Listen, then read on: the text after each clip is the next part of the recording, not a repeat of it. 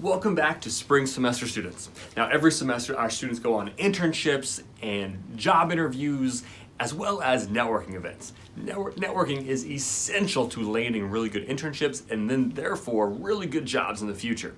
So let's go over just some very tactical tips how to crush your next networking opportunities. So you have an upcoming career fair or a networking event. Bye, have a great time. So how are we going to crush that career fair or networking event? Now first, we have to feel confident in having conversations with people that we don't know. If this is something that you're not very confident with, you don't feel like, hey, I can't just walk up to a professional and just have a conversation. No, that's the majority of people. Most people can't do that. So I'm gonna give you a very tactical step-by-step approach, even exactly what to say when you approach someone. So first, you're at a networking event. First tip, when you see someone you want to approach and talk to, count down to 3. Find someone, count down to 3. 1, 2, 3.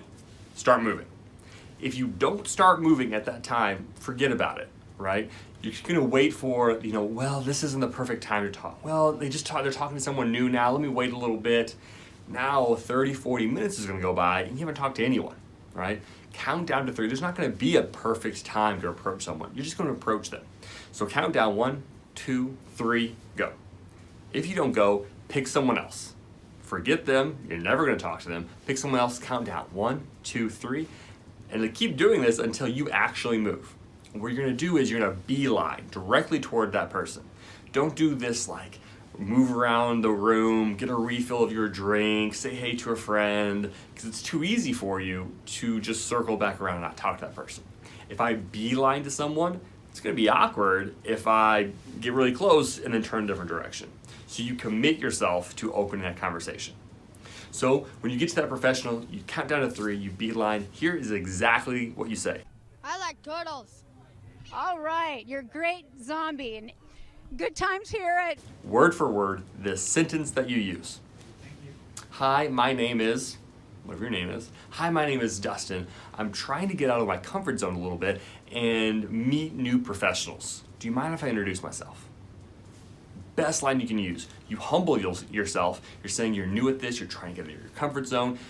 Perhaps this is very truthful because you're very nervous about this, but professionals will sort of take you under their wing. They'll say, absolutely, I've been in that situation. I didn't used to be very comfortable networking. Absolutely.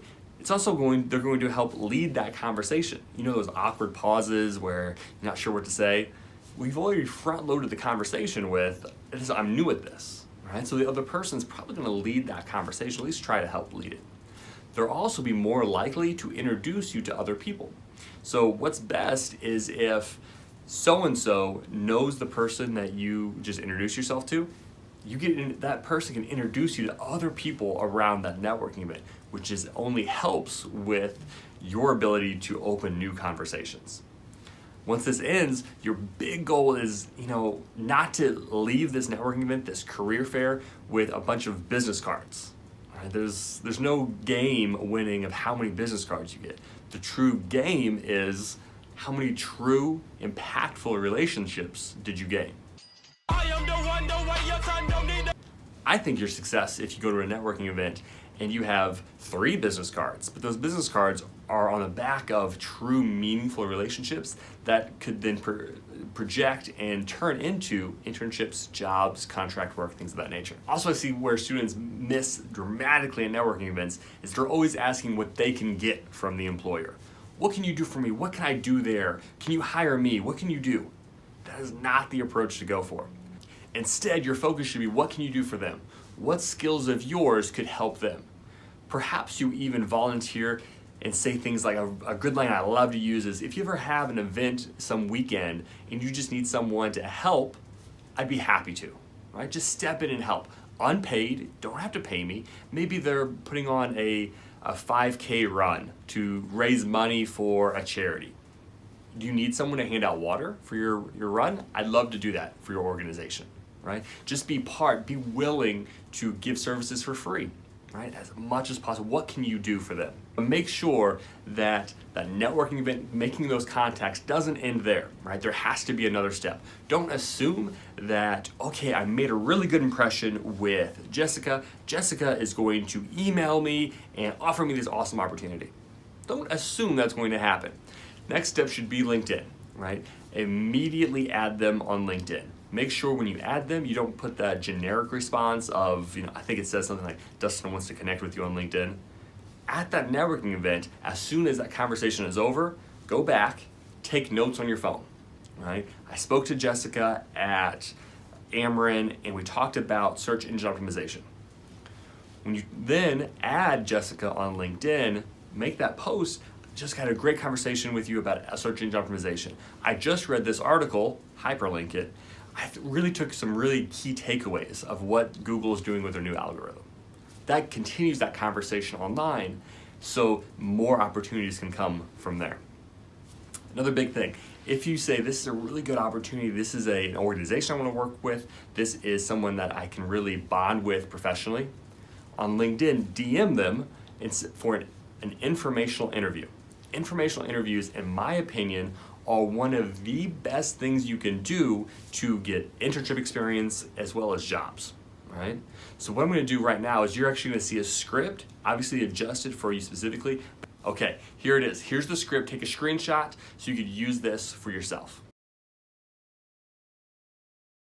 Now, what are informational interviews? They are 20-minute interviews where you interview someone within an organization, right? You are a student, and this is an opportunity for you to learn about careers that you may be interested in.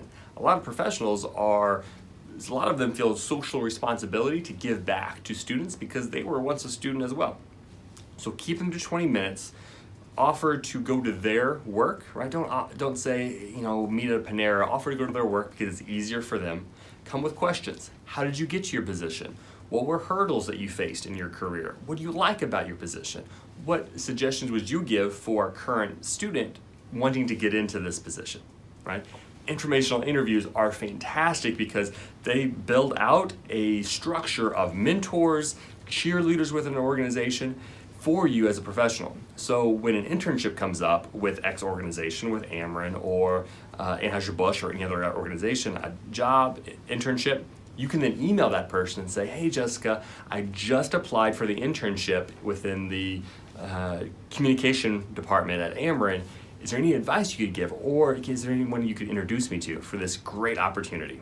Right? The more of those people that you have throughout all of the organizations that you're interested in, the better chance you have for gaining that opportunity and getting that job. Another one. And then to switch gears and updates in social media and marketing this week, Facebook has given actual tips on how to succeed on Facebook with video. With Facebook's algorithm, what they are suggesting to actually help boost your videos on Facebook organically is 1 to 2 videos a day, and for those videos to be at least 3 minutes long. This is long form content as far as we're used to in social media, as well as this is quite a bit of video content every single day. Now, Facebook also said what they don't want in video, videos that they'll actually downplay in their algorithm, videos that pertain clickbait. No! God, please, no! No! Facebook's algorithm will also downplay videos that are already existing on Facebook, so if you're just blatantly reposting other people's videos, as well as if you are doing slideshow videos. Those just pictures, slideshow, maybe you have music behind them. Don't do those. And finally, in office hours today, I was fortunate enough to attend CES in Las Vegas last week. This is the Consumer Electronics Showcase. Saw a lot of fantastic, really cool technology. I saw some products using some really neat AI technology. I saw a robotic window washer, a robotic lawnmower, went to CNET. I saw some cars racing using your mind, and of course, a robot butler with cat face.